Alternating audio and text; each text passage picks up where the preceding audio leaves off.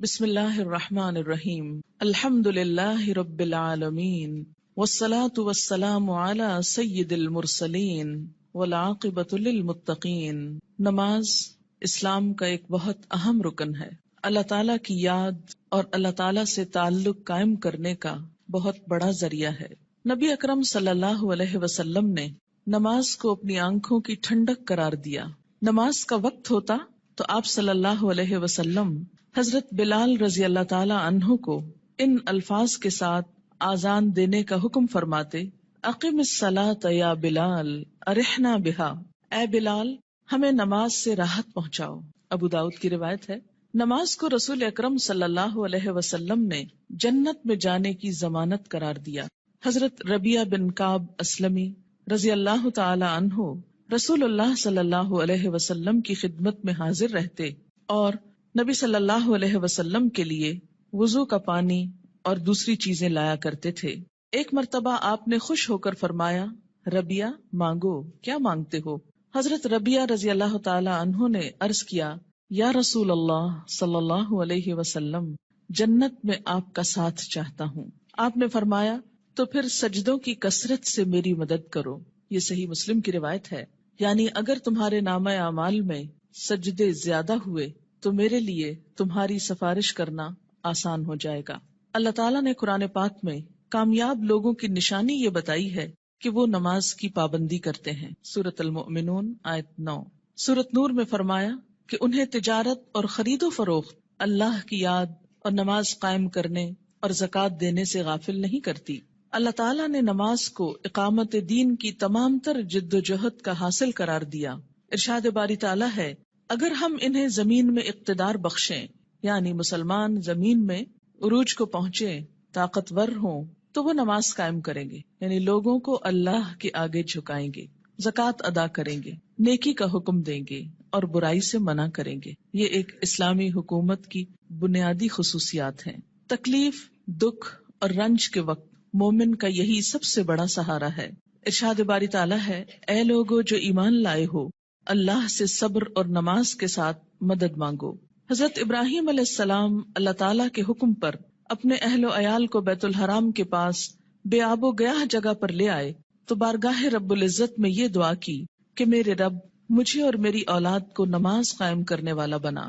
حضرت اسماعیل علیہ السلام کے جن اوصاف کا ذکر قرآن پاک میں آتا ہے ان میں سے ایک یہ بھی ہے، وہ اپنے گھر والوں کو نماز اور زکوٰۃ کا حکم دیتے تھے۔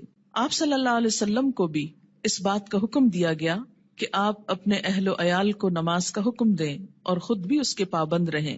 قرآن کریم سے ہدایت حاصل کرنے والے خوش نصیب لوگوں کی اللہ تعالیٰ نے جو نشانیاں بتائی ہیں ان میں سے ایک نشانی یہ بھی ہے کہ وہ نماز قائم کرنے والے لوگ ہیں۔ ذالک الکتاب لا ریب فیہ ھدی للمتقین الذین یؤمنون بالغیب ویقیمون الصلاۃ۔ نماز میں غفلت، کاہلی اور سستی سے کام لینے کو اللہ تعالیٰ نے منافقین کی نشانی بتایا ہے کہ اذا قاموا الی الصلاۃ قاموا کسالی، کہ منافق جب نماز کے لیے اٹھتے ہیں تو سستی کے ساتھ اٹھتے ہیں۔ یراؤن الناس، محض لوگوں کو دکھانے کے لیے، ولا یذکرون اللہ الا قلیلا، اور اللہ کو بہت کم ہی یاد کرتے ہیں، یعنی ان کو نمازوں میں بھی خدا یاد نہیں آتا۔ سورۃ ماعون میں اللہ تعالیٰ نے ان نمازیوں کے لیے ہلاکت اور تباہی بتائی جو نماز کے معاملے میں غفلت اور بے پرواہی سے کام لیتے ہیں۔ فویل للمصلین الذین هم عن صلاتهم ساہون۔ قرآن پاک میں اللہ تعالیٰ نے اقوام کی تباہی اور ہلاکت کا اصل سبب ترک نماز بتایا۔ ارشاد باری تعالیٰ ہے: اللہ کے فرما بردار بندوں کے بعد ایسے نالائق لوگ ان کے جانشین ہوئے جنہوں نے نماز کو ضائع کیا اور دنیا کے مزے اڑانے میں لگ گئے۔ ایسے لوگ عنقریب گمراہی کے انجام سے دوچار ہوں گے، یعنی دنیا میں بھی اس کا نقصان اٹھائیں گے اور آخرت میں بھی خسارے میں مبتلا ہوں گے۔ قیامت کے روز جہنمیوں کا ایک گروہ جہنم میں جانے کا ایک سبب یہ بیان کرے گا کہ لم نک من المصلین، ہم نماز پڑھنے والوں میں سے نہ تھے۔ حالت امن ہو یا حالت خوف، گرمی ہو یا سردی، تندرستی ہو یا بیماری، حتیٰ کہ جہاد و قتال کے موقع پر عین میدان جنگ میں بھی یہ فرض ساقط نہیں ہوتا۔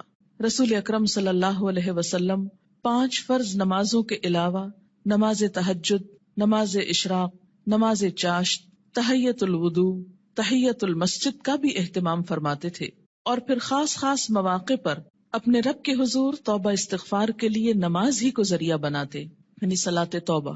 خسوف ہو یا کسوف یعنی سورج گرہن اور چاند گرہن تو مسجد تشریف لے جاتے، زلزلہ یا آندھی آتی تو مسجد تشریف لے جاتے، طوفان باد و باران ہوتا تو مسجد تشریف لے جاتے، فاقے کی نوبت آتی تو مسجد تشریف لے جاتے، کوئی پریشانی اور تکلیف ہوتی تو مسجد تشریف لے جاتے، سفر سے واپسی ہوتی تو پہلے مسجد تشریف لے جاتے پھر گھر پلٹتے، بارش نہ ہوتی تو بھی نماز ادا کرتے.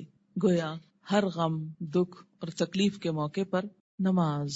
آج ہم میں سے بہت سے لوگ طرح طرح کے وظائف کرنے کے لیے گھنٹوں خود کو وقف کرتے ہیں، لیکن 2 رکعت نماز ان پر بہت بھاری ہوتی ہے. حیات طیبہ کے آخری دنوں میں بیماری کی حالت میں بھی نبی صلی اللہ علیہ وسلم کو جس چیز کی سب سے زیادہ فکر تھی وہ نماز تھی.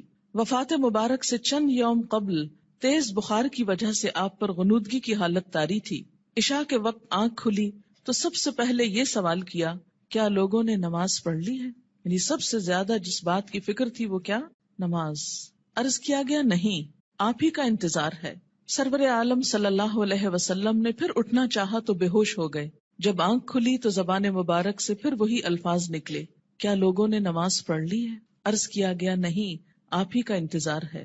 تیسری مرتبہ اٹھنے کی کوشش میں پھر غشی طاری ہو گئی. افاقہ ہونے پر ارشاد فرمایا، ابو بکر نماز پڑھائیں. وفات مبارک سے چند لمحے پہلے آپ نے امت کو جو آخری وصیت فرمائی وہ یہ تھی، الصلاۃ الصلاۃ وما ملکت ایمانکم، یعنی مسلمانوں نماز نماز اور اپنے غلاموں کا ہمیشہ خیال رکھنا. یعنی ایک طرف حقوق اللہ اور دوسری طرف حقوق العباد. بندوں میں سے سب سے زیادہ محروم مخلوق غلام. نماز بذات خود جتنی اہم ہے، طریقہ نماز بھی اسی قدر اہم ہے. نماز کے بارے میں حکم صرف یہی نہیں کہ اسے ادا کرو، بلکہ حکم یہ بھی ہے کہ اس طرح ادا کرو جس طرح مجھے ادا کرتے دیکھتے رہے ہو.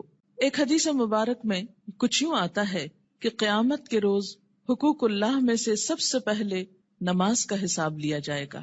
جس کی نماز درست طریقے سے پڑھی گئی ہوگی وہ کامیاب و کامران ہوگا، اور جس کی نماز بگاڑی گئی ہوگی وہ ناکام و نامراد ہوگا. اس سے کیا پتہ چلتا ہے کہ قیامت کے روز صرف یہی نہیں پوچھا جائے گا کہ نماز پڑھی یا نہیں، بلکہ یہ بھی دیکھا جائے گا کہ کس طریقے سے پڑھی، کیا اس میں ان تمام امور کا لحاظ رکھا گیا جن کی پابندی ضروری تھی، سنت کے مطابق تھی یا نہیں. اس سے یہ اندازہ لگانا مشکل نہیں کہ ادائیگی نماز کے ساتھ ادائیگی نماز کا طریقہ بھی بہت ضروری ہے. جو مسائل آگے بیان کیے جائیں گے وہ کسی خاص فقہی مسلک کو سامنے رکھ کر نہیں، اور نہ ہی کسی مسلک کو صحیح یا غلط ثابت کرنے کے لیے یہ مجموعہ مرتب کیا گیا ہے، بلکہ پیش نظر صحابہ کرام کا وہ طریقہ ہے جس میں ایک صحابی حضرت حذیفہ رضی اللہ تعالی عنہ نے ایک آدمی کو نماز پڑھتے دیکھا جو رکوع اور سجود پورے نہیں کر رہا تھا. جب وہ آدمی نماز سے فارغ ہوا تو حضرت حذیفہ رضی اللہ تعالی عنہ نے اسے بلا کر کہا، تم نے نماز نہیں پڑھی، اور اگر اسی طرح کی نماز پڑھتے پڑھتے مر گئے تو طریقہ اسلام کے خلاف مرو گے. یعنی اگر رکوع سجدہ صحیح طور پر ادا نہیں ہوا مکمل طور پر تو وہ نماز پھر نماز نہیں، ایک مذاق ہے نماز کا. ایک دوسرے صحابی حضرت عبداللہ بن عباس رضی اللہ تعالی عنہ نے ایک شخص کو نماز عید سے پہلے نفل پڑھتے دیکھا تو اسے منع کیا. وہ کہنے لگا، اللہ تعالیٰ مجھے نماز پڑھنے پر عذاب نہیں کرے گا. حضرت عبداللہ بن عباس نے فرمایا، اللہ تعالیٰ تجھے سنت رسول صلی اللہ علیہ وسلم کی مخالفت کرنے پر ضرور عذاب دے گا، کیونکہ آپ نے کبھی نماز عید سے پہلے عیدگاہ میں نفل نہیں پڑھے تھے. ایسے کاموں سے کیوں اتنی شدت سے روکا گیا؟ کیونکہ اس سے دین بوجھل ہو جاتا ہے. اگر ایک شخص ایک رو میں آ کے کرتا ہے، دوسرا اس کو دیکھ کے کل ایک پورا وہ طریقہ بن جائے گا اور لوگ اس کو اپنے لیے لازم قرار دے دیں گے اور بلا وجہ دین کو بھاری کر لیں گے. ایک اور صحابی حضرت عمارہ بن رویبہ رضی اللہ تعالی عنہ نے خطبہ جمعہ کے دوران حاکم وقت کو ممبر پر ہاتھ بلند کرتے دیکھا تو کہا، اللہ خراب کرے ان ہاتھوں کو. میں نے رسول اللہ صلی اللہ علیہ وسلم کو دیکھا ہے کہ اس سے زیادہ نہ کرتے تھے. یعنی جمعے کے خطبے کا بھی ایک خاص سٹائل ہونا چاہیے، اور اپنی انگشت شہادت سے اشارہ کیا کہ انگلی سے زیادہ آپ خطبے کے دوران ہاتھوں کو نہیں اٹھاتے تھے. آج آپ دیکھیے سنت کی جب مخالفت ہوتی ہے تو اس کا نتیجہ کیا نکلا ہے کہ لوگ دین سے ہی بھاگنا شروع ہو گئے، کیونکہ بتانے والوں کا انداز اور سٹائل اور بیٹھنا اور گفتگو کرنا یہ سب کچھ دین کے یا حق میں جاتا ہے یا خلاف جاتا ہے. سنت رسول صلی اللہ علیہ وسلم سے محبت کا یہی جذبہ ہم سب کا مذہب ہے، اور اسی جذبے کے تحت یہ احادیث پیش کی جا رہی ہیں۔ صحابہ کرام کے مذکورہ بالا طرز عمل سے یہ بھی معلوم ہوتا ہے کہ جن مسائل کو ہم فروعی، اختلافی اور غیر اہم سمجھتے ہوئے نظر انداز کر دیتے ہیں، صحابہ کرام کے نزدیک ان کی کتنی اہمیت تھی۔ حقیقت یہ ہے کہ جو شخص رسول اللہ صلی اللہ علیہ وسلم کے اس فرمان مبارک سے آگاہ ہے، من رغب عن سنتی فلیس منی، یعنی جس شخص نے میری سنت اختیار کرنے سے گریز کیا وہ مجھ سے نہیں، وہ کسی بھی سنت کو معمولی اور غیر اہم سمجھ کر نظر انداز کرنے کی جسارت نہیں کر سکتا۔ ہمارے ہاں یہ ٹرینڈ بہت عام ہو گیا ہے کہ جو تو قرآن میں لکھا ہے یا جو فرض کے درجے میں ہے وہ تو ہم کر لیں، اور سنت وہ تو معمولی چیز ہے، کوئی فرض تھوڑی ہے۔ اور ہم نے دیکھا ہے سعودی عرب میں لوگ ایسا نہیں کرتے اور فلاں ملک کے لوگ ایسا نہیں کرتے۔ تو یاد رکھیے کہ ہمارے لیے نہ سعودی عرب کے لوگ کوئی مثال ہیں اور نہ کسی اور ملک کے۔ ہمارے لیے تو مثال 1400 سال پیچھے جاتی ہے نبی اکرم صلی اللہ علیہ وسلم کی ذات میں۔ سب سے پہلے نماز کے لیے نیت کا درست ہونا ضروری ہے، کیونکہ نیت کے بغیر اگر کوئی شخص وہ تمام ایکشنز کرے جو نماز کے ہوتے ہیں تو اس کی نماز نہ ہوگی۔ کسی بھی عمل کے اجر و ثواب کا دار و مدار نیت پر ہے۔ حضرت عمر بن خطاب رضی اللہ تعالی عنہ کہتے ہیں، میں نے رسول اللہ صلی اللہ علیہ وسلم کو فرماتے ہوئے سنا کہ اعمال کا دار و مدار نیت پر ہے، ہر شخص کو وہی ملے گا جس کی اس نے نیت کی، لہٰذا جس نے دنیا حاصل کرنے کی نیت سے ہجرت کی اسے دنیا ہی ملے گی، جس نے کسی عورت سے نکاح کرنے کی غرض سے ہجرت کی اسے عورت ہی ملے گی، بس مہاجر کی ہجرت کا صلہ وہی ہے جس کے لیے اس نے ہجرت کی۔ یعنی ہجرت جیسا بڑا نیکی کا کام بھی زیادہ فائدہ مند نہیں اگر اللہ کے لیے نہ ہو۔ فتنہ دجال سے بھی بڑا فتنہ دکھاوے کی نماز ہے، دکھاوے کی نماز۔ عن ابی سعید رضی اللہ عنہ قال خرج علینا رسول اللہ صلی اللہ علیہ وسلم ونحن نتذاکر المسیح الدجال فقال الا اخبرکم بما هو اخوف علیکم عندی من المسیح الدجال فقلنا بلا یا رسول اللہ صلی اللہ علیہ وسلم قال الشرک الخفی ان یقوم الرجل فیصلی فیزید صلاته لما یرى من نظر رجل رواہ ابن ماجہ۔ حضرت ابو سعید رضی اللہ عنہ کہتے ہیں کہ ہم مسیح دجال کا ذکر کر رہے تھے، اتنے میں رسول اللہ صلی اللہ علیہ وسلم تشریف لائے اور فرمایا، کیا میں تمہیں دجال کے فتنے سے زیادہ خطرناک بات سے آگاہ نہ کروں؟ ہم نے عرض کیا، ضرور یا رسول اللہ صلی اللہ علیہ وسلم۔ آپ نے فرمایا، شرک خفی یعنی خفیہ شرک جس کو پروناؤنس نہ کیا جائے لیکن وہ دل میں چھپاؤ، یہ دجال سے بھی زیادہ خطرناک ہے، اور وہ یہ ہے کہ ایک آدمی نماز کے لیے کھڑا ہو اور نماز کو اس لیے لمبا کرے کہ کوئی آدمی اسے دیکھ رہا ہے، یعنی تنہائی میں نماز پڑھے تو چھوٹی سی پڑھ لے، قل هو اللہ پڑھ کے ختم کر دے، اور اگر لوگوں کے بیچ میں پڑھ رہا ہے، لوگوں کے ساتھ پڑھ رہا ہے تو صرف اس لیے لمبی کر دے کہ لوگ دیکھیں گے تو پھر ان کے نزدیک میں بہت نیک کہلاؤں گا۔ اسے شرک بھی کہا گیا، یعنی شرک خفی، اور اسے دجال کے فتنے سے زیادہ بدترین چیز قرار دیا گیا۔ اور یہ بندوں کو بھی دھوکہ دینا ہے اور اللہ کو بھی۔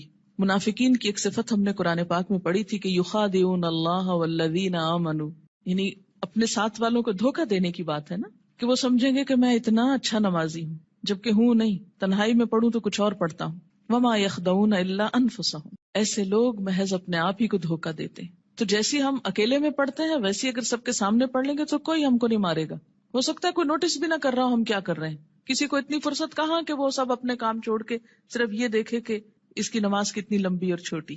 یہ محض شیطان کا خیال ہوتا ہے جو ہمارے نیک عمل کو بھی برباد کر دیتا ہے۔ دکھاوے کی نماز شرک ہے۔ ان شداد ابن اوس رضی اللہ عنہ قال سمعت رسول اللہ صلی اللہ علیہ وسلم یقول من صلی یرائی فقد اشرک ومن صام یرائی فقد اشرک ومن تصدق یرائی فقد اشرک، رواہ احمد۔ حضرت شداد بن اوس رضی اللہ عنہ کہتے ہیں، میں نے رسول اللہ صلی اللہ علیہ وسلم کو فرماتے ہوئے سنا ہے، جس نے دکھاوے کی نماز پڑھی اس نے شرک کیا، جس نے دکھاوے کا روزہ رکھا اس نے شرک کیا، جس نے دکھاوے کا صدقہ کیا اس نے شرک کیا۔ اسے احمد نے روایت کیا ہے۔ نماز کی فرضیت۔ نماز اسلام کا دوسرا اہم رکن ہے۔ ان ابن عمر رضی اللہ عنہما قال قال رسول اللہ صلی اللہ علیہ وسلم بنی الاسلام علی خمس شہادت ان لا الہ الا اللہ وأن محمدًا رسول الله وإقام الصلاة وإيتاء الزكاة والحج وصوم رمضان رواہ البخاری۔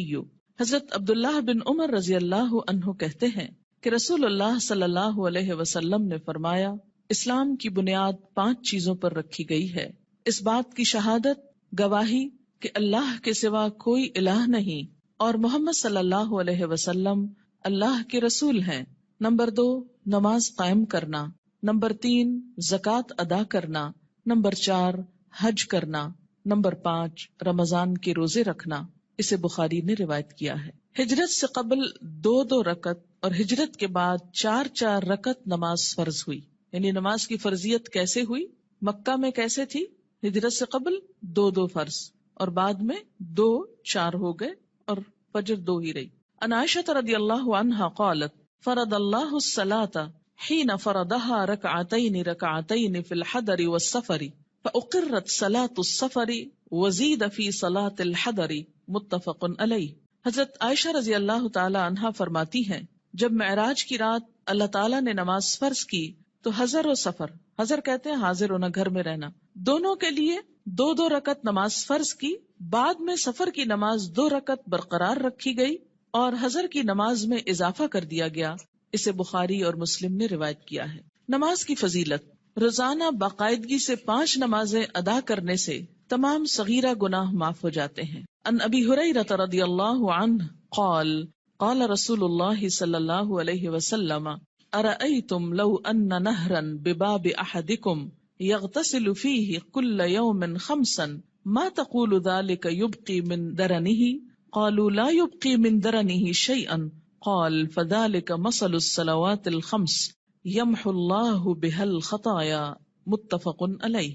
حضرت ابو ہریرہ رضی اللہ تعالی عنہ کہتے ہیں، رسول اللہ صلی اللہ علیہ وسلم نے فرمایا، تمہارا کیا خیال ہے اگر تم میں سے کسی کے دروازے پر نہر بہتی ہو اور وہ اس نہر میں ہر روز 5 مرتبہ نہائے تو کیا اس کے بدن پر کوئی میل کچیل باقی رہ جائے گا؟ صحابہ کرام نے عرض کیا، نہیں، کسی قسم کا میل کچیل باقی نہیں رہے گا۔ آپ صلی اللہ علیہ وسلم نے فرمایا، یہی 5 نمازوں کی مثال ہے، اللہ تعالیٰ ان نمازوں کے ذریعے گناہ مٹا دیتا ہے۔ اسے بخاری اور مسلم نے روایت کیا ہے۔ یاد رکھیے کہ کچھ گناہ ایسے ہوتے ہیں کہ جن کو نیکیاں مٹاتی چلی جاتی ہیں۔ ان الحسنات یذہبن السیئات، اس میں کیا چیز آتی ہے؟ مثلاً آپ کے ہاتھوں کو ڈسٹ اور چھوٹی موٹی گندگی لگ جاتی ہے کام کرتے ہوئے، جب آپ پانی سے دھوتے ہیں تو وہ ڈسٹ خود بخود بہہ جاتی۔ کچھ چکنائی وغیرہ کے داغ ایسے ہوتے ہیں کہ جو صرف پانی سے نہیں دھلتے، اس کے لیے آپ کو صابن استعمال کرنا پڑتا ہے۔ کچھ داغ ایسے ہوتے ہیں پینٹ وغیرہ کے کہ جو صرف پانی اور صابن سے نہیں دھلتے، ان کے لیے آپ کو مخصوص قسم کا سولوشن استعمال کرنا ہوتا ہے جو ان دھبوں کو دور کر دے۔ اسی طرح روحانی نجاستیں اور گناہ، ان کی بھی کچھ قسمیں ایسی ہیں کہ جو خود بخود نیکیوں سے مٹتی چلی جاتی ہیں، کچھ کے لیے عبادات کفارے کا ذریعہ بنتی ہیں، لیکن کچھ گناہ ایسے ہیں کہ جن کے داغ بہت سخت ہیں اور ان کے لیے خصوصی عمل، توبہ، استغفار، ان گناہوں کا کفارہ اور مداوع ضروری ہوتا ہے۔ جب تک ان پہ مثلاً حد جاری نہ ہو جائے یا کفارہ نہ دے دیا جائے یا بطور خاص اس کی توبہ اور اصلاح نہ کر لی جائے تو وہ گناہ معاف نہیں ہوتے۔ تو اسی لیے اس حدیث کا یہ جو معنی کیا گیا ہے یمحو اللہ بہا الخطایا، تو خطایا سے مراد کیا ہے؟ عام چھوٹے موٹے گناہ جو انسان ہونے کے ناطے بھول چوک کر اچانک انسان سے سرزد ہو جاتے ہیں۔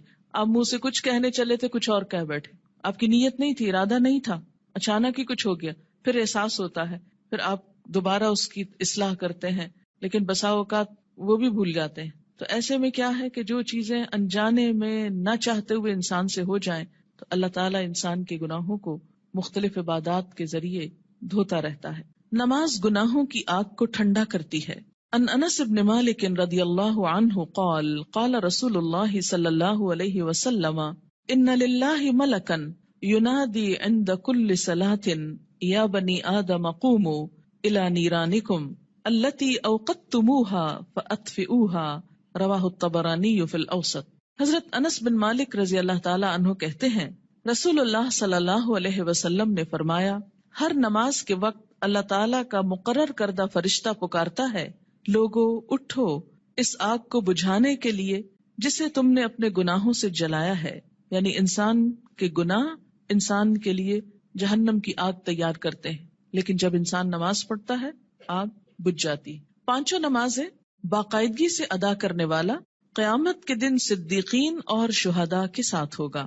ان عمر بن مرۃ الجہنی رضی اللہ عنہ قال جاء رجل الى النبي صلی اللہ علیہ وسلم فقال یا رسول اللہ ارأيت ان شهدت ان لا الہ الا اللہ وانک رسول اللہ وصلیت الصلوات الخمس وادیت الزکاة وصمت رمضان وقمته فممن انا قال من الصدیقین والشہداء رواہ ابن حبان. حضرت عمرو بن مرہ جہنی رضی اللہ تعالی عنہ کہتے ہیں کہ ایک آدمی نبی اکرم صلی اللہ علیہ وسلم کی خدمت میں حاضر ہوا اور عرض کیا یا رسول اللہ بتائیے اگر میں گواہی دوں کہ اللہ کے سوا کوئی الہ نہیں، آپ اللہ کے رسول ہیں، اور 5 نمازیں ادا کروں، زکوٰۃ دوں، رمضان کے روزے رکھوں اور رمضان میں قیام بھی کروں یعنی تراویح بھی پڑھوں، تو میرا شمار کن لوگوں میں ہوگا؟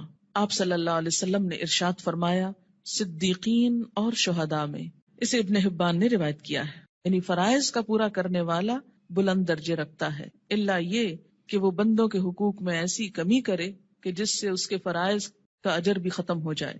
رات کی تاریکی میں مسجد میں آنے والے نمازیوں کے لیے قیامت کے دن مکمل نور کی خوشخبری ہے.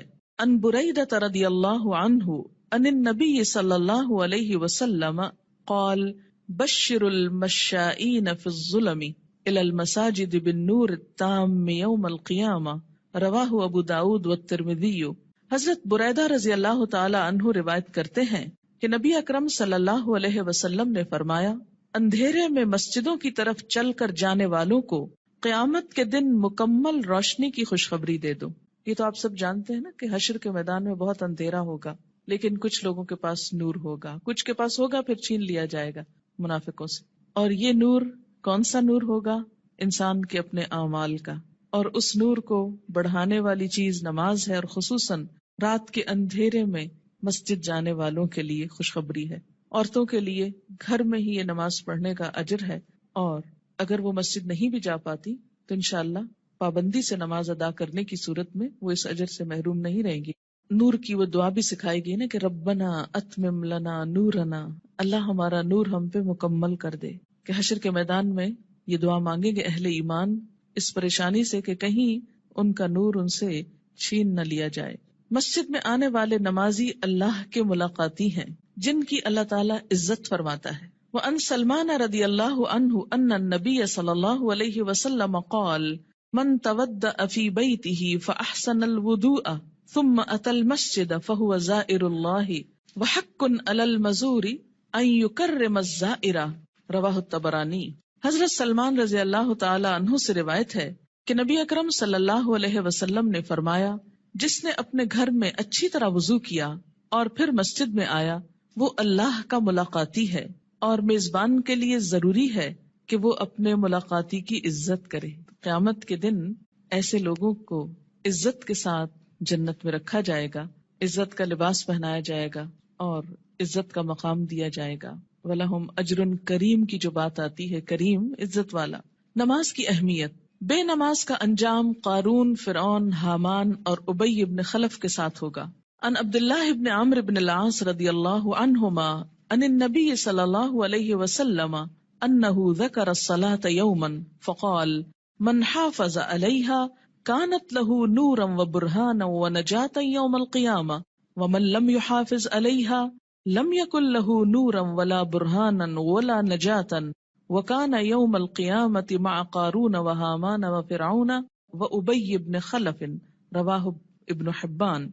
حضرت عبداللہ بن عمرو بن العاص رضی اللہ تعالی عنہ کہتے ہیں کہ نبی اکرم صلی اللہ علیہ وسلم نے ایک دن نماز کا ذکر کرتے ہوئے فرمایا جس شخص نے نماز کی حفاظت کی اس کے لیے نماز قیامت کے روز نور، برہان اور نجات کا سبب ہوگی، اور جس نے نماز کی حفاظت نہ کی اس کے لیے نہ نور ہوگا، نہ برہان، نہ نجات. نیز قیامت کے روز اس کا انجام قارون، فرعون، حامان اور ابی ابن خلف کے ساتھ ہوگا.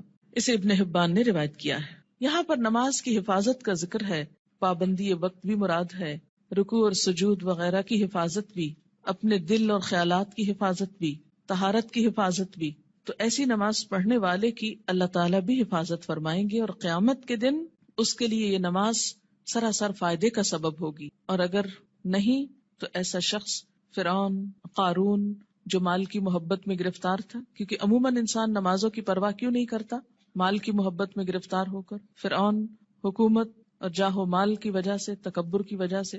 حامان جو اس کا مشیر تھا، جو فرعون کی خوشنودی حاصل کرنے کے لیے اسی کے دین پر تھا اور اسی کا مددگار اور وزیر تھا۔ آج بھی دنیا میں بہت سے ایسے لوگ ہیں جو اپنے بڑوں کی خوشنودی حاصل کرنے کے لیے اپنے کسی باس کی یا کسی بڑے کی اس کا کام کرتے کرتے یا اس کی خوشامد کرتے کرتے اللہ تعالیٰ کا یہ حق بھول جاتے ہیں۔ اور اسی طرح ابی ابن خلف اسلام دشمنوں میں سے تھا، یعنی ایسا شخص جو نماز کی حفاظت نہ کرے، پھر اسے صدیقین اور شہداء کے ساتھ ہونے کی بجائے ایسے مجرموں کے ساتھ رکھا جائے گا۔ اسلام اور کفر کے درمیان حد فاصل نماز ہے۔ عن جابر رضی اللہ عنہ قال قال رسول اللہ صلی اللہ علیہ وسلم بین الرجل و بین الشرک والکفر ترک الصلاۃ، رواہ مسلم۔ حضرت جابر رضی اللہ عنہ سے روایت ہے کہ رسول اللہ صلی اللہ علیہ وسلم نے فرمایا، آدمی اور شرک یا کفر کے درمیان حد فاصل ترک نماز ہے، یعنی نماز کا پڑھنا یا چھوڑنا اس کو ایک طرف یا دوسری طرف لے آتا ہے۔ اسے مسلم نے روایت کیا ہے۔ مثلاً ایک شخص مسلمان ہے، اسلام کی حفاظت میں ہے، یہ حفاظت جو ہے یہ نماز کے ساتھ ہے، یا یوں کہیے کہ نماز ہی کی یہ باؤنڈری۔ جب کوئی شخص نماز نہیں پڑھتا، اس عہد کو توڑتا ہے تو وہ کٹ جاتی ہے ڈور جس سے وہ محفوظ تھا، اور اس کے بعد وہ اسلام کی حدوں سے نکل کر کفر کے قریب ہو جاتا ہے یا اس میں داخل ہو جاتا ہے۔ 10 برس کی عمر میں اگر بچہ نماز کا عادی نہ بنے تو اسے مار کر نماز پڑھوانی چاہیے، یعنی سختی کی جا سکتی ہے۔ عن عمرو بن شعیب عن ابیہ عن جدہ رضی اللہ عنہما قال قال رسول اللہ صلی اللہ علیہ وسلم مروا اولادکم بالصلاة وهم ابناء 7 سنین واضربوهم علیہا وهم ابناء 10 سنین وفرقوا بینہم فی المضاجع، رواہ ابو داود۔ حضرت عمر اپنے باپ شعیب سے اور شعیب اپنے دادا عبداللہ بن عمرو بن عاص سے روایت کرتے ہیں کہ رسول اللہ صلی اللہ علیہ وسلم نے فرمایا، جب تمہارے بچے 7 برس کے ہو جائیں تو انہیں نماز پڑھنے کا حکم دو، جب 10 برس کے ہو جائیں اور نماز باقاعدگی سے نہ پڑھیں تو نماز پڑھانے کے لیے انہیں مارو، نیز 10 برس کی عمر کے بچوں کو علیحدہ علیحدہ بستروں پر سلاؤ۔ اسے ابو داؤد نے روایت کیا ہے۔ 10 سال کی عمر تک بچے کی عادتیں پختہ ہو جاتی، اگر اس عمر میں والدین کچھ محنت کر لیں، تکلیف کر لیں، تو باقی زندگی میں پھر آسانی ہو جائے گی، کیونکہ والدین سے پوچھا جائے گا بچوں کی تربیت کے بارے میں۔ قرآن پاک میں اللہ تعالیٰ فرماتے ہیں، یا ایھا الذین آمنوا قوا انفسکم واہلیکم نارا، اے لوگو جو ایمان لائے ہو، بچاؤ اپنے آپ کو اور اپنے اہل و عیال کو آگ سے۔ ہم سمجھتے ہیں ایمان اور آگ، ہم نے تو کلمہ پڑھ لیا، ہمیں آگ کیوں چھوئے گی؟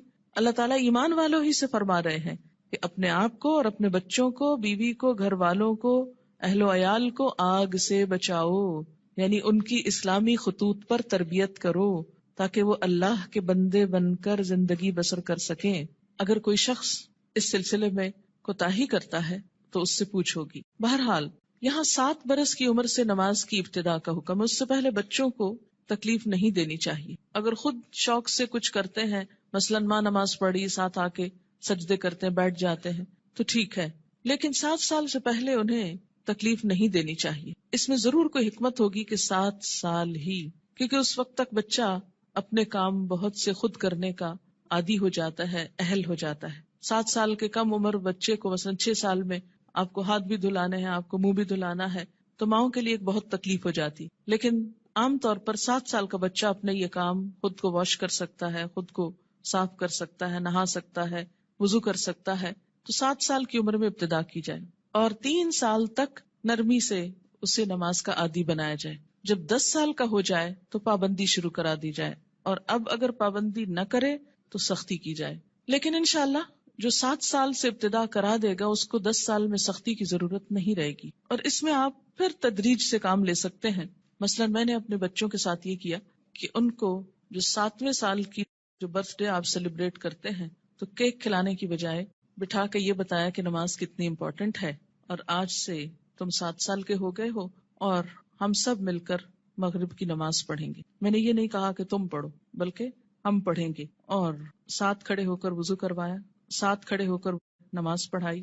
اس سے بچے کو کچھ بھی مشکل نہیں ہوئی. نماز سے پہلے وضو ایک مشکل کام ہوتا ہے، جو وہ مرحلہ پار کر جائے اس کے لیے اگلا مرحلہ آسان ہو جاتا ہے. تو مائیں اگر وضو کرتے وقت تھوڑا سا وقت 5-7 منٹ لگائیں اور ساتھ وضو کرائیں، اس سے وضو کی بھی اصلاح ہوگی انشاءاللہ، کہ دیکھا جائے گا کہ وہ اپنے کپڑے تو نہیں بھگو رہے یا باتھ روم تو نہیں بھگو رہے. کیونکہ بہت دفعہ دیکھنے میں آتا ہے اب تک کہ بچے تو کیا، بڑے بڑے میچور لوگ جب کسی واش روم سے نکلتے ہیں تو سارا واش روم یوں لگتا ہے جیسے کوئی نہا کے نکلا ہو یہاں سے. کبھی سمجھ نہیں آئی کہ اس قدر پانی گرانے کی کہ جو سنک سے باہر زمین پر بھی پورا پھیل جائے اور کپڑے بھی اور سب کچھ گندا کرے، اس کی آخر کیا وجہ ہے اور اس کی ضرورت کیا ہے؟ جب ہم وضو کرتے ہیں تو نہاتے تو نہیں ہیں، لیکن منظر باتھ روم میں نہانے کا ہی نظر آتا ہے. خیر، اب دیکھیں کہ بچوں کو جب وضو کرائیں تو اس وقت بھی انہیں بتائیں کہ پانی بہت نہیں استعمال کرنا اور کس طریقے سے وہ کریں گے. انشاءاللہ اس کا طریقہ آگے پورا آئے گا، آپ اپنا سب چیک کر لیجئے، بچوں کا بھی کر لیجئے. پھر اس کے بعد یہ کہ ساتھ کھڑا کر کے نماز پڑھیں، کیونکہ تنہا نماز پڑھنے میں کوتاہی ہوتی ہے، مشکل لگتی ہے. جب ساتھ ماں ہوتی ہے تو بچے کو بہت ڈھارس ہوتی اور آسانی سے نماز پڑھ لیتا ہے. 1 آدھ مہینہ آپ صرف ایک ہی نماز پڑھائیں، پھر اس کے بعد عصر کی ساتھ شروع کر لیں، پھر ظہر کی کر لیں. ظہر میں اگر صرف فرض بھی پڑھ لیں تو کافی ہیں. پھر اسی طرح عشاء پر لے آئیں، پھر فجر پر. 10 سال کی عمر تک اگر وہ اپنی مرضی سے فجر اٹھ کے پڑھ لیتے ہیں تو کوئی بات نہیں، لیکن 10 سال کے بعد پھر فجر سورج نکلنے سے پہلے، اور پھر آہستہ آہستہ سنت کی رغبت بھی. فجر کی تو سنت خیر پڑھی ہی جائے گی، لیکن باقی نمازوں میں آہستہ آہستہ رغبت، حتیٰ کہ جب بالغ ہوں، 12 سال 13 14، مختلف بچوں کی مختلف بلوغت کی عمر ہوتی ہے، تو اس وقت پھر ان کو دین کی ایسی باتیں ساتھ پڑھائیں کہ جس سے ان کے دل میں سنت پڑھنے کی، نفل پڑھنے کی محبت پیدا ہو جائے اور وہ نماز سے بھاگے نہیں بلکہ نماز سے محبت کرے، ایسی ہی جیسے اللہ کے رسول صلی اللہ علیہ وسلم فرماتے تھے، اٹھو بلال، نماز قائم کرو اور ہمیں راحت پہنچاؤ. کہ نماز ایک خوشی کی خبر بن جائے، نہ کہ ایک پریشانی کی. اور اس میں تھوڑی سی محنت کی ضرورت ہے. اگر کوئی بچہ محنت کے باوجود، کوشش کے باوجود نہ پڑھنے کی طرف آئے تو پھر خصوصی طور پر دعا مانگے. نفل حاجت کے پڑھ کر خصوصی دعا بچے کے لیے مانگے کہ اللہ تعالیٰ اس کے لیے یہ کام آسان کر دے اور اس کے دل میں یہ محبت پیدا کر دے. آپ دیکھیں کہ اگر آپ بچوں کو نماز کا عادی کر دیں گے تو آپ کو کتنا فائدہ ہے کہ ہر نماز میں جب وہ پڑھیں گے ربنا اغفر لی ولوالدی، یعنی ہر نماز کے اندر وہ آپ کے لیے دعائیں کریں گے. ربنا اغفر لی ولوالدی، اللہ مجھ کو معاف کر دے اور میرے والدین کو کر دے. مفت کی دعائیں ملتی جائیں گی ساری زندگی. دنیا سے چلے بھی جائیں تو پیچھے سے بچے دعائیں کریں گے، ورنہ الگ سے کس کو یاد رہتا ہے کہ وہ دعا کرے. اور ایسے ہی بچے پھر ماں باپ کے لیے صدقہ جاریہ ہو جاتے ہیں. صرف نماز عصر کا فوت ہونا ایسا ہے جیسے کسی کا مال اور اہل و عیال لٹ جائے. عن ابن عمر رضی اللہ عنہما قال قال رسول اللہ صلی اللہ علیہ وسلم الذي تفوته صلاة العصر فكأنما وتر أهله وماله متفق علیہ. حضرت عبداللہ بن عمر سے روایت ہے، رسول اللہ صلی اللہ علیہ وسلم نے فرمایا، جس شخص کی نماز عصر فوت ہو جائے اس کی حالت اس شخص کی طرح ہے جس کا اہل و عیال اور مال و اسباب ہلاک ہو گیا ہو. صرف نماز عصر قضا کرنا ایسا ہے گویا کسی کا گھر گر جائے، بال بچے سب مر جائیں اس میں اور پورا مال بھی تباہ ہو جائے، یا گھر والوں سمیت گھر کو آگ لگ جائے اور ہر چیز راکھ ہو جائے. ایسا حادثہ اگر کہیں ہو جائے تو انسان دنوں یاد رکھتا ہے، لیکن نماز قضا کر کے کتنا دکھ اور تکلیف ہم محسوس کرتے ہیں وہ ہم سب اپنے دلوں سے پوچھ سکتے ہیں. یہ نقصان دنیا میں نظر نہیں آتا اس لیے دکھ بھی نہیں ہوتا، آخرت کے دن یہ نقصان نظر آئے گا اور تلافی کی کوئی صورت نہ ہوگی، کوئی موقع نہ ہوگا. اچھا، یہ جو حدیث ہے یہ بخاری اور مسلم نے روایت کی ہے، یعنی متفق علیہ حدیث ہے، یعنی کوئی ایسی کھیل مذاق کی بات نہیں ہے کہ ایسی ڈرا رہے. نماز سے غفلت کی سزا. حضرت سمرہ بن جندب رضی اللہ تعالی عنہ روایت کرتے ہیں کہ آن حضور صلی اللہ علیہ وسلم اپنے اصحاب سے پوچھا کرتے، کیا تم میں سے کسی نے کوئی خواب دیکھا ہے؟ سمرہ کہتے ہیں پھر اللہ تعالیٰ جس کے لیے چاہتا وہ اپنا خواب بیان کرتا، یعنی اللہ کے اذن سے لوگ اپنا خواب بیان کرتے. ایک دن صبح کے وقت ایسا ہوا، آن حضرت صلی اللہ علیہ وسلم نے فرمایا، گزشتہ رات کو میرے پاس 2 فرشتے آئے، جبرائیل اور میکائیل علیہم السلام. دونوں نے مجھ کو اٹھایا اور کہنے لگے چلو. میں ان کے ساتھ چلا.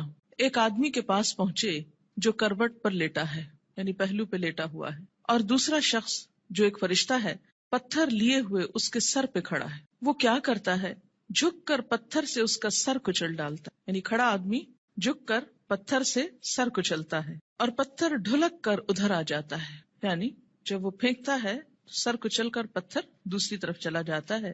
وہ شخص پتھر کو سنبھالنے کے لیے جاتا ہے، دوسری طرف جا کے پتھر اٹھاتا ہے، اور جب پتھر لے کر آتا ہے تو اس لیٹے ہوئے شخص کا سر جڑ کر جیسے پہلے تھا ویسے ہی ہو چکا ہوتا ہے. پھر وہ پتھر مار کر اس کا سر کچلتا ہے. ایسا ہی پھر برابر ہوتا رہتا ہے کہ مارا جاتا ہے، سر کچلا جاتا ہے، جب تک پتھر کو دوبارہ اٹھایا جاتا ہے سر پھر درست ہو جاتا ہے، پھر مارا جاتا ہے. یہ بار بار سر کا درست ہونا اور بار بار مارا جانا یہ دراصل عذاب کی شدت کی طرف اشارہ ہے. میں نے کہا کس نے؟ نبی صلی اللہ علیہ وسلم نے ان فرشتوں سے پوچھا سبحان اللہ، یہ دونوں کون ہیں؟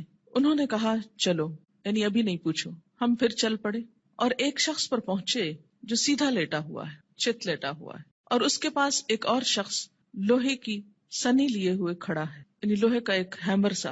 وہ کیا کرتا ہے؟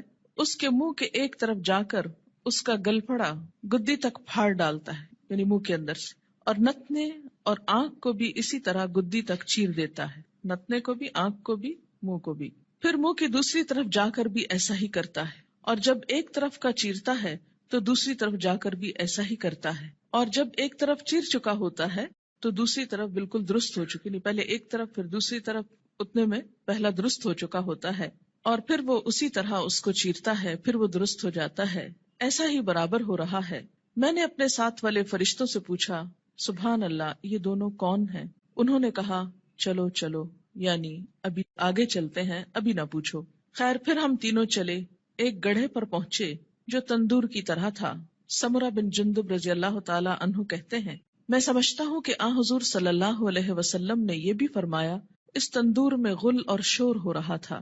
ہم نے جو جھانک کر دیکھا تو اس میں مرد اور عورتیں ہیں، لیکن سب ننگے، اور جب ان کے نیچے سے آگ کی لپٹ ان پر آتی ہے تو چلاتے ہیں. میں نے اپنے ساتھ والے فرشتوں سے پوچھا یہ کون لوگ ہیں؟ انہوں نے کہا چلو، یعنی ابھی آگے چلتے ہیں. خیر پھر ہم تینوں چلے اور ایک ندی پر پہنچے.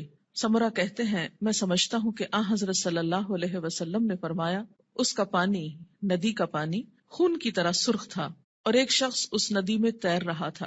ندی کے کنارے ایک اور شخص کھڑا تھا جس نے اپنے سامنے بہت سے پتھر اکٹھے کر رکھے تھے. یہ شخص جو ندی میں تیر رہا تھا تیرتے تیرتے اس کنارے والے شخص کے پاس آتا اور اپنا منہ کھول دیتا. وہ اس کے منہ میں ایک پتھر دے دیتا، پھر ندی میں چل دیتا، پھر لوٹ کر آتا تو کنارے والا شخص ایک اور پتھر اس کے منہ میں دے دیتا. غرض جب وہ لوٹ کر آتا یہی ہوتا. میں نے اپنے ساتھ والے فرشتوں سے پوچھا یہ دونوں کون ہیں؟ انہوں نے کہا چلو چلو چلو چلتے ہیں. خیر پھر ہم تینوں چلتے چلتے ایک نہایت بدصورت بد شکل مرد کے پاس پہنچے، بہت ہی بدصورت جو تم نے کبھی بھی دیکھا ہو. وہ کیا کر رہا تھا؟ آگ سلگا رہا تھا اور اس کے گرد دوڑ رہا تھا. میں نے اپنے ساتھ والے فرشتوں سے پوچھا یہ کون ہے؟ انہوں نے کہا چلو چلتے ہیں. پھر ہم تینوں چلے. چلتے چلتے ایک بہت گھنے سبز باغیچے پر پہنچے. اس میں ہمہ قسم کے پھول تھے، یعنی ہر طرح کے پھول تھے. اس کے بیچوں بیچ ایک لمبے قد کا آدمی تھا، اتنا لمبا کہ مجھ کو اس کا سر دیکھنا مشکل ہو گیا، اور اس کے گرد بہت سے لڑکے جمع ہیں. اتنے لڑکے میں نے کبھی نہیں دیکھے. میں نے اپنے ساتھ والے فرشتوں سے پوچھا یہ لمبا شخص کون ہے اور یہ لڑکے کون ہیں؟ انہوں نے کہا چلو چلتے ہیں، ابھی نہ پوچھو. خیر پھر ہم تینوں چلے اور ایک بڑے باغ پر پہنچے. ایسا بڑا باغ اور عمدہ باغ میں نے کبھی نہیں دیکھا. میرے ساتھ والے فرشتوں نے مجھ سے کہا اس باغ میں ایک درخت تھا، اس پر چڑھ جا. ہم تینوں اس پہ چڑھ گئے اور جاتے جاتے ایک شہر پر پہنچے جو سونے چاندی کی اینٹوں سے بنایا گیا تھا. ہم نے اس شہر کے دروازے پر آ کر دروازے کو کھلوایا. دروازہ کھولا گیا، ہم اس کے اندر گئے. وہاں ہم کو ایسے آدمی ملے کہ ان کا آدھا دھڑ تو نہایت خوبصورت، بہت ہی خوبصورت جو کبھی تم نے دیکھا ہو، اور آدھا بدصورت. میرے ساتھ والے فرشتوں نے ان سے کہا جاؤ اس ندی میں گر پڑو، غوطہ لگاؤ. وہاں ایک اور ندی دکھائی دی جو چوڑائی میں بہ رہی تھی. اس کا پانی دودھ کی طرح سفید تھا. غرض یہ آدمی اس ندی میں کود پڑے.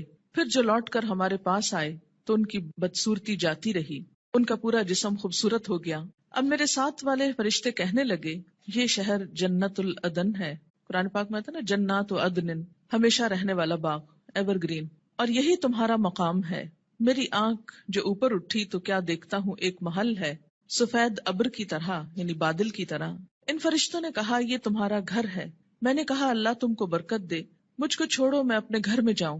انہوں نے کہا نہیں، ابھی تم اس گھر میں نہیں جا سکتے، لیکن بعد میں تم اس میں داخل ہوگے۔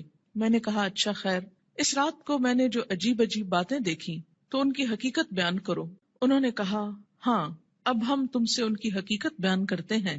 پہلا شخص جو تم نے دیکھا جس کا سر پتھر سے کچلا جا رہا تھا، یہ وہ شخص ہے جس نے قرآن سیکھ کر اس کو چھوڑ دیا تھا۔ فرض نماز کا وقت قضا ہو جاتا اور وہ سویا رہتا۔ یعنی ایک ہی شخص کے دو عیب تھے، نمبر ایک قرآن سیکھ کر اس کو چھوڑ دیا، یعنی پھر ویسا ہی ہو گیا جیسے اس نے کبھی اس کو پڑھا ہی نہ تھا، اور دوسرا قصور فرض نماز کا وقت قضا ہو جاتا اور وہ سویا رہتا، جیسے فجر کے وقت نہ اٹھنا خاص طور پر۔ وہ شخص جس کے گل پھڑے اور نتنے اور آنکھیں گدی تک چیر رہے تھے، وہ دنیا میں کیا کرتا تھا؟ صبح کو گھر سے نکلتے ہی ایک جھوٹی خبر تراشتا، لوگوں سے کہتا، یعنی پھر بیان کرتا، وہ خبر سارے جہان میں پھیل جاتی۔ یعنی مشغلے کے طور پر کیا اس نے کام اپنا رکھا تھا؟ جھوٹی خبر گھڑنا اور اس کو پھیلا دینا، اور وہ سارے جہان میں پھیل جاتی۔ اور ننگے مرد اور عورت جو تم نے تندور میں دیکھے، وہ زنا کرنے والے اور زنا کرنے والیاں ہیں، یعنی وہ مرد اور عورت جن کے ایکسٹرا میریٹل ریلیشنز تھے دنیا میں۔ اور وہ شخص جو ندی میں تیر رہا تھا، اس کے منہ میں پتھر دیے جاتے تھے، یہ سود خور ہے۔ اور وہ بدصورت شخص جو آگ سلگا رہا تھا اور اس کے گرد دوڑ رہا تھا، وہ دوزخ کا داروغہ ہے۔ اس کا نام کیا ہے؟ قرآن پاک میں کیا آتا ہے؟ مالک، مالک نامی۔ لمبا شخص جو باغیچے میں ملا تھا، وہ ابراہیم علیہ السلام پیغمبر ہیں۔ ان کے گرد وہ لوگ ہیں جو اسلام کی فطرت پر مرے، یعنی توحید پر۔ سمرہ کہتے ہیں بعض مسلمانوں نے آپ صلی اللہ علیہ وسلم سے عرض کیا، یا رسول اللہ صلی اللہ علیہ وسلم، اور مشرکوں کے بچے جو نابالغ مرتے ہیں وہ بھی ان میں داخل ہیں؟ آپ نے فرمایا ہاں، مشرکوں کے بچے بھی، کیونکہ ہر بچہ فطرت پر پیدا ہوتا ہے نا، جب تک اس کا شعور اپنا نہیں جاگ جاتا۔ اب رہے وہ لوگ جن کا آدھا دھڑ خوبصورت تھا، آدھا دھڑ بدصورت، یہ وہ لوگ تھے جنہوں نے دنیا میں اچھے اور برے سب طرح کے کام کیے، یعنی کچھ کام ان کے اچھے تھے اور کچھ کام ان کے برے تھے، آدھے خوبصورت آدھے بدصورت۔ جب اس طرح ان کی پہچان ہو جائے گی تو پھر ایک وقت آئے گا کہ ان کو نہلا کر درست کر دیا جائے گا، کیونکہ جنت میں رہنے والا کوئی شخص پھر ہمیشہ کے لیے بدصورت نہیں ہوگا۔ اب دیکھیں کہ دنیا میں اگر کسی کا ناک اس کی پسند کا نہ ہو، یا چہرے پہ داغ ہو، یا کچھ بھی ہو، یا اگر پاؤں خوبصورت نہ ہو، تو کس قدر شرمندگی محسوس کرتا رہتا ہے، احساس کمتری میں مبتلا ہو جاتا ہے۔ جنت میں اگر کچھ عرصہ بھی ایسا لوگوں کے بیچ میں رہنا پڑے کہ آدھا دھڑ خوبصورت ہو اور آدھا بدصورت ہو، تو کس قدر شرمندگی کی بات ہے۔ اس لیے انسان کے جتنے بھی اعمال ایسے ہوں جو بدصورت کرنے والے ہوں، اس کو ان کو چھوڑ کر خوبصورت کی طرف پلٹنے کی ضرورت ہے۔ بخاری کی یہ روایت ہے، طویل روایت، جس کا ایک حصہ فرض نماز کے بارے میں ہے۔ یاد رکھیے، انبیاء علیہم السلام کی خواب وحی کا ایک ذریعہ ہوتا ہے، اور یہ خواب آپ صحابہ کے بیچ میں بیان کر رہے ہیں اور سکھانے کا ایک طریقہ ہے۔ انبیاء علیہم السلام کو وحی بسا اوقات خواب میں بھی آتی۔ حضرت عائشہ رضی اللہ تعالی عنہا کا بیان ہے کہ نبی صلی اللہ علیہ وسلم پر وحی آنے کی ابتدا ہی سچے خوابوں سے ہوئی تھی۔ انبیاء علیہم السلام کے خواب بھی سچے ہوتے ہیں، اور خواب میں بھی جو سین ان کو دکھائے جاتے ہیں، جو باتیں ان کو دکھائی جاتی ہیں، وہ بالکل سچ ہوتی ہیں، حقیقت۔ تو یہاں پر آپ صلی اللہ علیہ وسلم کو بذریعہ خواب دکھایا گیا کہ ایک شخص ہے جس کا سر پتھر سے کچلا جا رہا ہے اور پھر ٹھیک ہو جاتا، اور پھر اب آپ دیکھیے کہ جو شخص قرآن یاد کر کے بھلا دیتا ہے، ایک تو حافظ کا انجام بتایا گیا۔ میں آپ لوگوں کو یہ نصیحت کروں گی کہ جب تک بچوں کا اپنا رجحان نہ ہو، اپنا شوق نہ ہو، خدا کے لیے ان کو حفظ نہ کرائیں۔ کیوں؟ اس لیے کہ وہ ماں باپ کے کہنے میں آ کے کر تو لیتے ہیں، لیکن بعد میں اس کی حفاظت نہیں کرتے۔ ماں باپ کیوں اتنا اصرار کرتے ہیں ان کو حفظ کرانے پر؟ ریسنٹلی مجھے کسی نے بتایا کہ وہ خود نماز نہیں پڑھتے لیکن بچوں کو حفظ کرانے کا بہت شوق رکھتے ہیں۔ میں نے کہا ایسی بھی کیا بات ہوئی؟ اس لیے کہ وہ یہ چاہتے ہیں کہ بچے ان کو بخشوا سکیں، بچے حافظ بن جائیں اور ماں باپ کی بخشش کرا سکیں۔ تو جہاں اپنی بخشش کے لیے خود تو نماز پڑھی نہ جائے لیکن بچوں کو حافظ بنا دیا جائے، تو وہ بچے بھی کتنا یاد رکھیں گے، اور باپ کو سوتے دیکھے ساری زندگی تو وہ کتنی نماز پڑھیں گے اور کتنا قرآن پڑھیں گے، تو اللہ ہی جانتا ہے۔ اللہ تعالیٰ یخرج الحی من المیت و یخرج المیت من الحی، زندہ سے مردہ اور مردہ سے زندہ کو نکالتا ہے، بے عمل سے باعمل بچے کو پیدا کر سکتا ہے، یہ اس کی شان ہے. لیکن ہم اپنی کوششوں کو بھی دیکھیں کہ ہم کیا کر رہے ہیں. اور اس میں فرض نماز پڑھے بغیر سو جانا میں فجر کی نماز بھی ہو سکتی ہے اور عشاء بھی ہو سکتی ہے، یا پھر ظہر پڑھے بغیر سو جانا، یا پھر عصر کے لیے اٹھنا ہی نہیں، سوئے چلے جانا. نماز فجر اور عشاء کے لیے مسجد میں نہ آنا نفاق کی علامت ہے. باجماعت نماز نہ پڑھنے والے لوگوں کے گھروں کو رسول اکرم صلی اللہ علیہ وسلم نے جلانے کا ارادہ فرمایا. عن ابی ہریرہ رضی اللہ عنہ قال قال رسول اللہ صلی اللہ علیہ وسلم لیس صلاة اسقل علی المنافقین من الفجر والعشاء ولو يعلمون ما فيهما لآتوهما ولو حبوا لقد هممت ان آمر المؤذن فيقيم ثم آمر رجلا يؤم الناس ثم آخذ شعلا من نار فأحرق على من لا يخرج إلى الصلاة بعد. متفق علیہ. حضرت ابو ہریرہ رضی اللہ تعالیٰ عنہ کہتے ہیں کہ رسول اللہ صلی اللہ علیہ وسلم نے فرمایا، منافقوں پر فجر اور عشاء کی نماز سے زیادہ بھاری کوئی نماز نہیں ہے. اگر انہیں پتہ چل جائے کہ دونوں نمازوں کا ثواب کتنا زیادہ ہے تو ان دونوں نمازوں میں ضرور آتے، خواہ گھٹنوں کے بل ہی آنا پڑتا. چل نہ سکتے تو رینگ کر آتے، جیسے بچے رینگتے ہیں، کرال کرتے ہیں، کرال کرتے ہوئے آتے. میں نے ارادہ کیا کہ مؤذن کو حکم دوں وہ اقامت کہے، پھر ایک آدمی کو حکم دوں کہ وہ لوگوں کی امامت کرائے، اور خود آگ کا ایک شعلہ لے کر ان لوگوں کے گھروں کو جلا دوں جو اس اذان اور اقامت کے بعد نماز کے لیے نہیں نکلتے. اسے بخاری اور مسلم نے روایت کیا ہے. خلاف سنت ادا کی گئی نماز قیامت کے روز ناکامی اور نامرادی کا باعث ہوگی. قیامت کے روز حقوق اللہ میں سب سے پہلے نماز کا حساب ہوگا. عن ابی ہریرہ رضی اللہ عنہ قال قال رسول اللہ صلی اللہ علیہ وسلم ان اول ما يحاسب به العبد يوم القيامة من عمله صلاته فإن صلحت فقد افلح وانجح وإن فسدت فقد خاب وخسر فإن انتقص من فريضته شيء قال الرب تبارك وتعالى انظروا هل لعبدي من تطوع فيكمل بها من انتقص من الفريضة ثم يكون سائر عمله على ذلك رواه الترمذي.